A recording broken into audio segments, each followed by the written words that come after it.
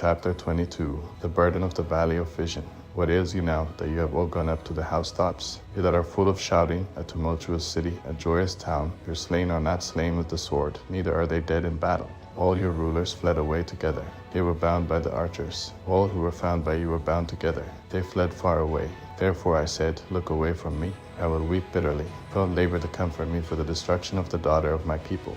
For it is a day of confusion, and of treading down, and of perplexity from the Lord, Yahweh of armies, in the valley of vision, a breaking down of the walls, and a crying to the mountains. Elam carried his quiver, with chariots of men and horsemen, and Kir uncovered the shield. Her choicest valleys were full of chariots, and the horsemen set themselves in array at the gate. He took away the covering of Judah, and you looked in that day to the armor in the house of the forest. You saw the breaches of David's city, that they were many, and you gathered together the waters of the lower pool. You counted the houses of Jerusalem, and you broke down the houses to fortify the wall. You also made a reservoir between the two walls for the water of the old pool.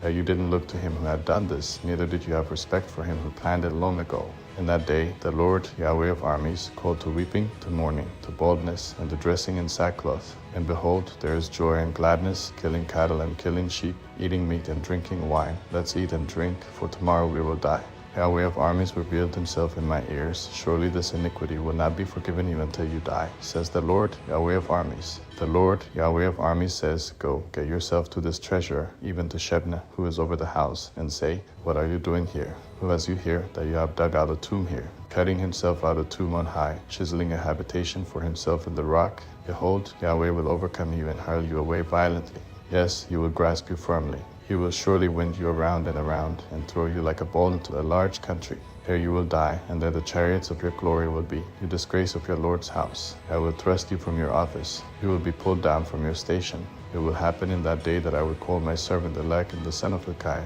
and I will clothe him with your robe, and strengthen him with your belt. I will commit your government into his hand, and he will be a father to the inhabitants of Jerusalem, and to the house of Judah. I will lay the key of David's house on his shoulder. He will open, and no one will shut. He will shut, and no one will open. I will fasten him like a nail in a sure place. He will be for a throne of glory to his father's house. They will hang on him all the glory of his father's house, the offspring and the issue, every small vessel, from the cups even to all the pitchers. In that day, says Yahweh of armies, the nail that was fastened in a sure place will give way. It will be cut down and fall. The burden that was on it will be cut off, for Yahweh has spoken it.